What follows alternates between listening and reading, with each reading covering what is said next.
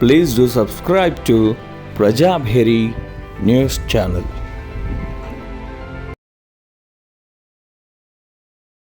సందర్భంగా నియామాబాద్ జిల్లా కాంగ్రెస్ పార్టీ ఆఫీసులో ఈరోజు వారికి కూడా ఘనంగా నివాళులు అర్పించడం జరిగింది.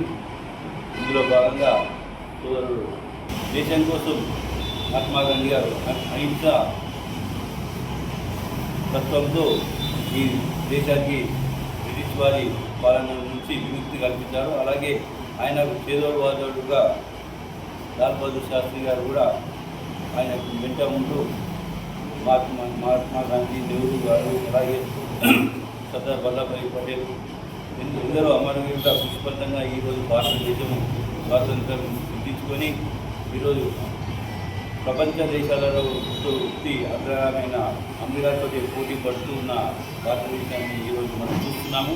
ఎందుకంటే వీరందరి త్యాగ ఫలితము ముందు చూపుతో వచ్చిన మన ప్రధానమంత్రులందరూ కూడా ఈ దేశానికి పునాదులు వేస్తూ ప్రత్యేకమైన యువతకు ఎన్నో ఉపాధి అవకాశాలను కల్పిస్తూ ప్రజలకు బాగోగులు చూపిస్తున్న ఆనాటి ప్రధాని ముందు చూపుతూ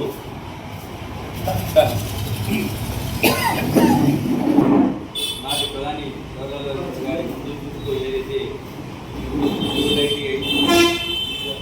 కాలేజీలు ఓపెన్ చేసి ఈ దేశానికి పారిశ్రామికంగా అలాగే విద్యారంగంలో ఎంతో యూనివర్సిటీకి ఈరోజు ఎంతోమంది యువకులు ఐటీ రంగంలో నిష్ణాతులు ఏంటంటే జవహర్లాల్ నెహ్రూ గారు, అలాగే ఇందిరాగాంధీ గారు, అలాగే రాజీవ్ గాంధీ గారు నేపథ్యమే.